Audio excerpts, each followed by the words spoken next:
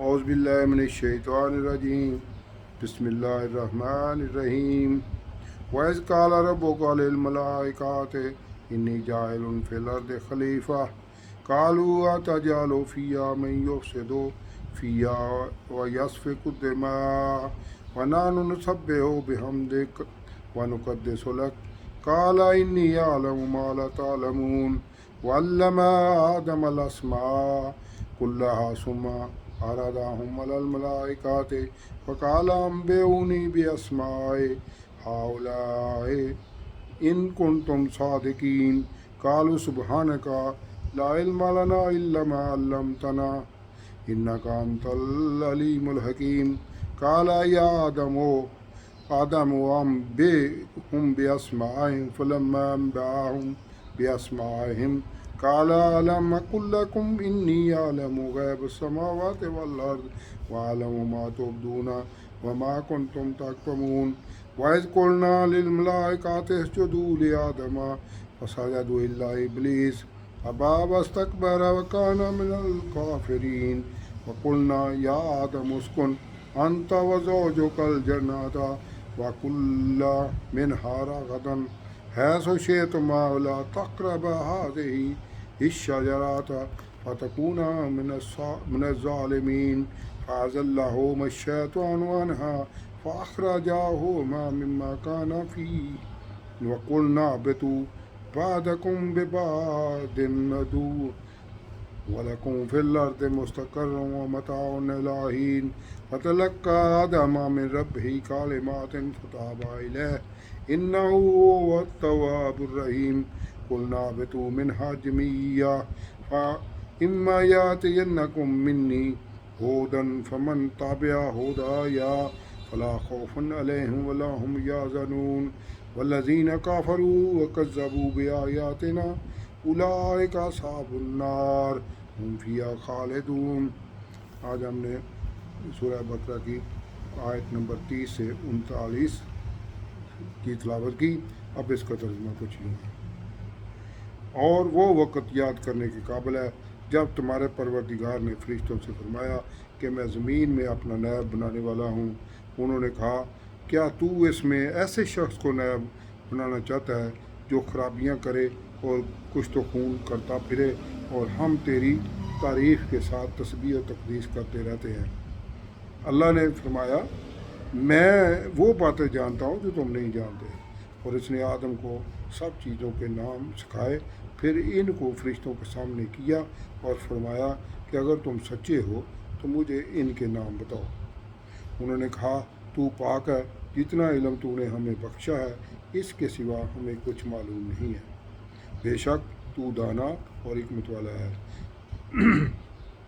تب اللہ نے آدم کو حکم دیا کہ آدم تم ان کو ان چیزوں کے نام بتاؤ۔ جب انہوں نے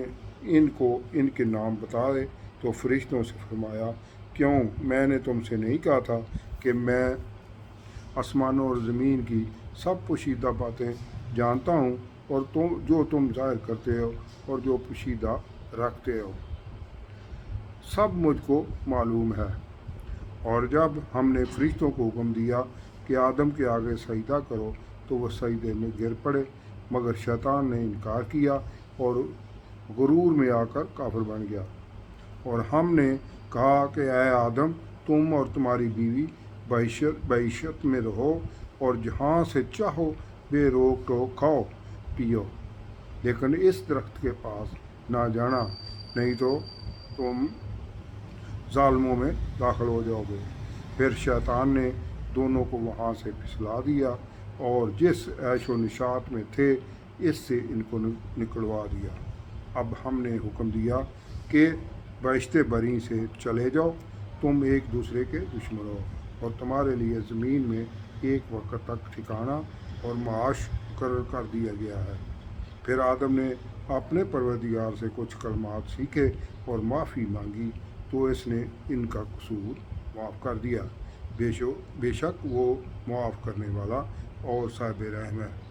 ہم نے فرمایا کہ تم سب یہاں سے اتر جاؤ، جب تمہارے پاس میری طرف سے ہدایت پہنچے تو اس کی پیروی کرنا کہ جنہوں نے میری ہدایت کی پیروی کی ان کو نہ کچھ خوف ہوگا اور نہ وہ غمگین ہوں گے، اور جنہوں نے اس کو قبول نہ کیا اور ہماری آیتوں کو جھٹلایا وہ دوزخ میں جانے والے ہیں اور وہ ہمیشہ اس میں رہیں گے۔ اب یہ ترجمے کے بعد اس کی تفسیر کچھ یوں ہے۔ یہ کتاب آیت نمبر سورہ البقرہ کی آیت نمبر 30 سے 39 تک، یعنی چوتھے رکوع تک ہے۔ اس میں نہایت فلسفیانہ انداز میں خلیفہ اول حضرت آدم علیہ السلام کی تخلیق اور فضیلت بیان کے بعد بعض اہم امور کا تخلیص کے ساتھ ذکر ہے کہ حاکم اللہ بلا شبہ اللہ وحدہ لا شریک کی ذات ہے، البتہ زمین پر اس کا نائب یعنی خلیفہ انسان کو مقرر کیا گیا ہے، جس کا کام اللہ تبارک و تعالیٰ سے نازل ہونے والے ہدایات پر نہ صرف خود عین ہی عمل کرنا ہوتا ہے بلکہ نسل انسانی کو بھی دعوت دینی ہوتی ہے، اور جس معاملہ میں واضح ہدایات نہ ہوں وہاں اپنی عقل و سوچ اور بامی اجتہاد سے کام لیتے ہوئے اور اسلامی بنیادی قوانین سے مطابقت رکھنے والی رائے کا نفاذ کرنا ہے۔ خلافت ہی اللہ اور بندے کے درمیان رابطہ ہے۔ ہر انسان انبیاء اور رسل علیہم السلام کے بعد کسی نہ کسی طور اللہ کا نائب ہی ہے، مگر جو سرکش انسان اللہ کے نائب کی بجائے خود حاکمیت کا دعوے دار بن جائے وہ نہ صرف دنیا میں ذلیل ہوگا بلکہ آخرت کی ذلت بھی اس کا مقدر ہوگی۔ جن انسان کی تخلیق سے پہلے موجود تھے جنہوں نے فساد برپا کر رکھا تھا، اس لیے فرشتوں نے سمجھا کہ انسان بھی دنیا میں خون ریزی ہی کرے گا۔ مزید یہ خلافت کا لفظ سن کر یہ اخذ کیا ہوگا کہ اللہ انسان کو زمین میں کچھ اختیار بھی تفویض کرے گا، کیونکہ خلیفہ حاکم کی حاکمیت تسلیم کرتے ہوئے بالکل بے اختیار نہیں ہوتا۔ ہو سکتا ہے کہ فرشتوں کی یہ کچھ خواہش ہو کہ انہیں خلیفہ مقرر کیا جائے۔ اللہ نے ان کے اس خیال یا خواہش کو رد کرتے ہوئے فرمایا، جو میں جانتا ہوں تم نہیں جانتے ہو۔ تمام مخلوقات میں فضیلت دینے کے لیے اللہ نے حضرت آدم علیہ السلام کو تمام مادی اشیاء کے نام سکھا دیے۔ گویا مادی کائنات میں جہاں خلیفہ بنانا مقصود تھا وہ بھی عالم وجود میں آ چکا تھا یا آنے والا، اور جو بھی عالم وجود میں آ چکا تھا یا آنے والا تھا، ان سب کی حقیقت سے حضرت آدم علیہ السلام کو نہ صرف آگاہ کر دیا بلکہ اس کی معرفت بھی عطا کر دی۔ پھر اتمام حجت کے لیے فرشتوں سے کہا تاکہ ان کے دلوں میں کوئی خلش نہ رہے کہ اگر تم اپنے دعوے کہ انسان بھی خون ریزی کرے گا میں سچے ہو تو مادی کائنات جہاں کی خلافت کی خواہش رکھتے ہو میں موجود اشیاء کے نام تو بتاؤ۔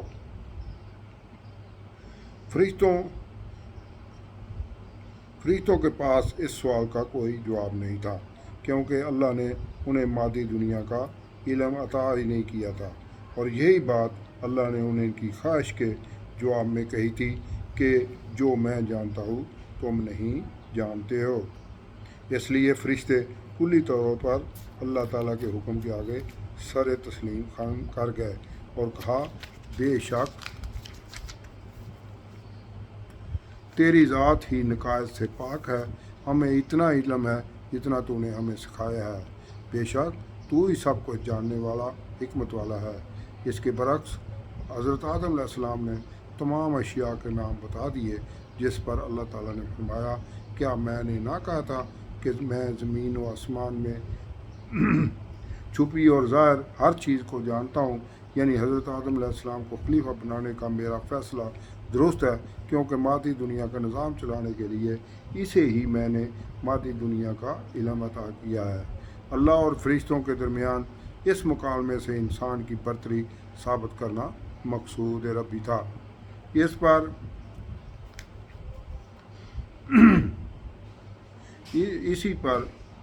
اسی برتری کی وجہ سے انسان کو مسجود ملائکہ بنایا گیا۔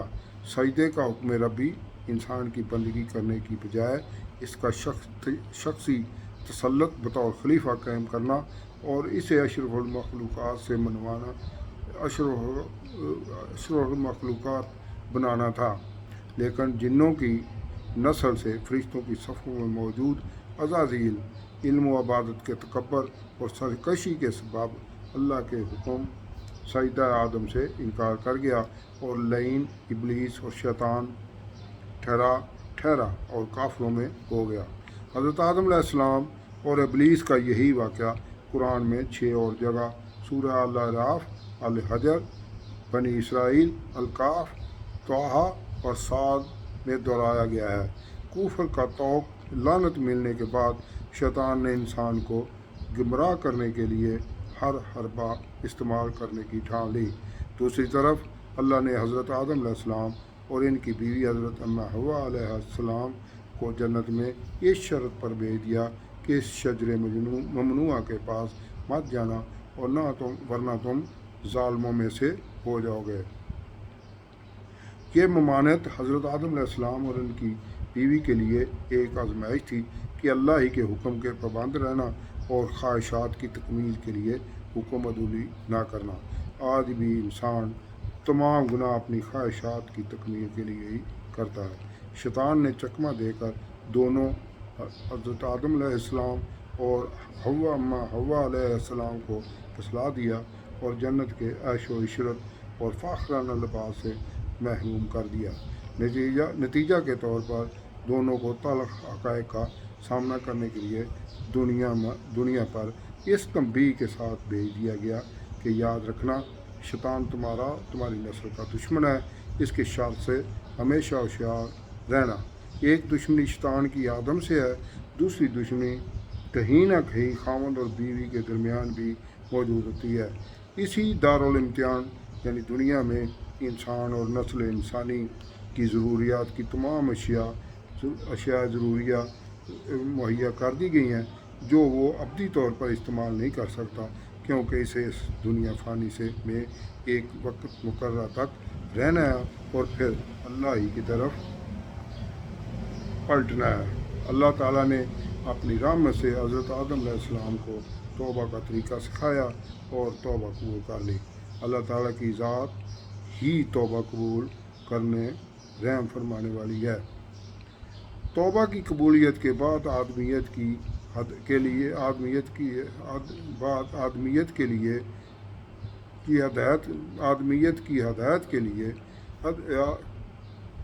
तौबा की कबूलियत के बाद आदमियत के लिए हदायत का रास्ता खोल दिया गया और साथ ही बिशारत भी दे दी गई कि हदायत की पैरवी करने वालों को अंजाम भी बखैर होगा और उन्हें किसी खौफ गम में नहीं डाला जाएगा। जो हदायत मानने से इनकार करेंगे वो शैतान के साथी और हमेशा जहन्नम में रहने वाले होंगे। सूरह अल-बकरा के ये इब्तदाई 4 रुकू आयत 1 से 39 तक कुरान पाक का वो हिस्सा है जो इस्लाम की दावत के लिए बिलखसूस यहूद मदीना पर पेश किया गया, जिससे मुतासर होकर कुछ यहूदी मुशर्रबा इस्लाम हुए और अक्सर ने सरकशी ही इख्तियार की। सदक़ल्लाहुल अज़ीम।